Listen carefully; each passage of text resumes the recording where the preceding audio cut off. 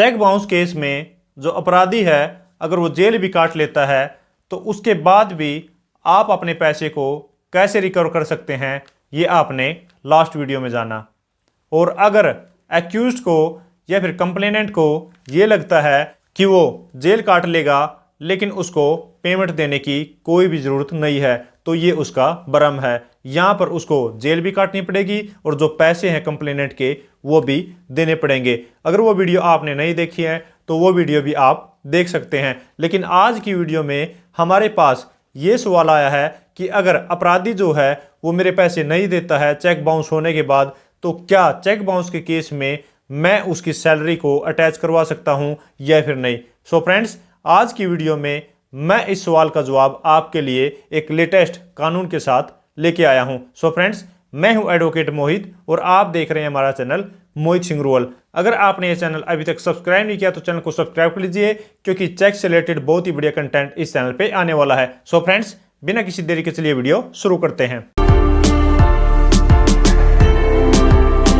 So friends, जिस judgement में ये लॉ पॉइंट डिसाइड किया गया है उसका नाम है महेश कुमार वर्सेस राजू बरिया।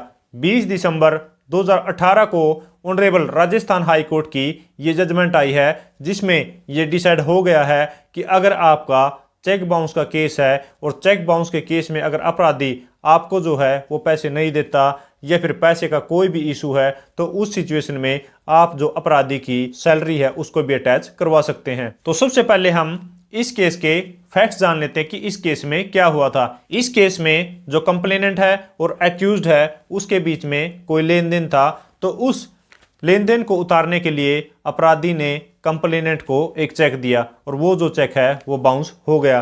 तो बाउंस होने के बाद कंप्लेनेंट ने एक्यूज्ड को एक लीगल नोटिस दिया और लीगल नोटिस के बाद जो है कंप्लेनेंट ने उस एक्यूज्ड के खिलाफ चेक बाउंस का केस डाल दिया। अब यहाँ पर जो एक्यूज था वो चेक बाउंस के केस में पेश हुआ और उसने जो अपनी सारी की सारी लीगल लाइबिलिटी है, उसकी जो भी फाइनेंशियल लाइबिलिटी थी कंप्लेनेंट के अगेंस्ट, वो सारी की सारी उसने एडमिट कर ली कि मैं अपनी लीगल लाइबिलिटी जो है वो मानता हूँ। और इस केस में जो एक्यूज था वो था एक पब्लिक सर्वेंट और जिसकी सैलरी अप्रोक्स 60,800 रुपये आती थी और जिसमें उसके राजस्थान गवर्नमेंट जो है वो 9,000 रुपये काट लेती थी। जो भी उसका डीए या फिर अलाउंसेस थे वो उसको काट कर जो है 51,000 रुपीज अप्रोक्स मिलते थे। तो अब यहाँ पर इस केस में जो ये मैटर है वो पहुंच गया ऑनरेबल राजस्थान हाई कोर्ट में कि उसकी जो है सैलरी वो अटैच की जाए।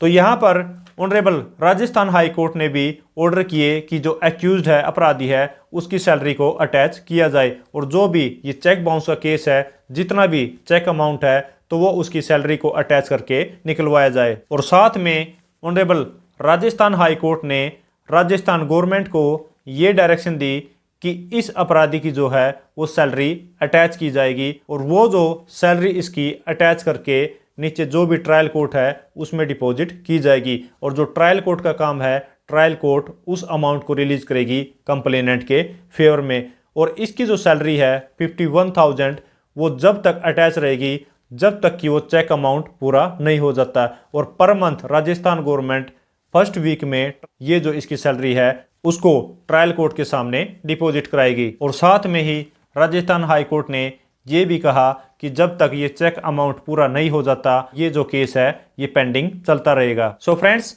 इस वीडियो से हमें ये सीखने को मिलता है या फिर इस जजमेंट से हमें ये सीखने को मिलता है कि अगर चेक बाउंस के केस में कोई भी अपराधी जो है अगर वो कंप्लेनेंट के पैसे नहीं देता तो उसकी जो है वो सैलरी भी अटैच करवाई जा सकती है। लास्ट वीडियो में मैंने बताया था कि अगर वो जेल भी काट लेता है या फिर पैसे देने से मना करता है तो उस सिचुएशन में जो भी उसकी मूवेबल प्रॉपर्टी है या फिर इमूवेबल प्रॉपर्टी है तो उसको आप कैसे अटैच करवा सकते हैं और अपने पैसे को कैसे रिकवर कर सकते हैं। सो फ्रेंड्स, अगर ये वीडियो आपको अच्छी लगी है तो लाइक कीजिए, शेयर कीजिए और अगर आपने ये चैनल अभी तक सब्सक्राइब नहीं किया तो चैनल को सब्सक्राइब कर लीजिए, क्योंकि चेक से रिलेटेड बहुत ही बढ़िया कंटेंट इस चैनल पे आने वाला है। सो फ्रेंड्स, इस वीडियो में इतना ही। मिलते हैं नई वीडियो में नई किसी लीगल टॉपिक के साथ। तब तक के लिए thank you so much. Bye bye.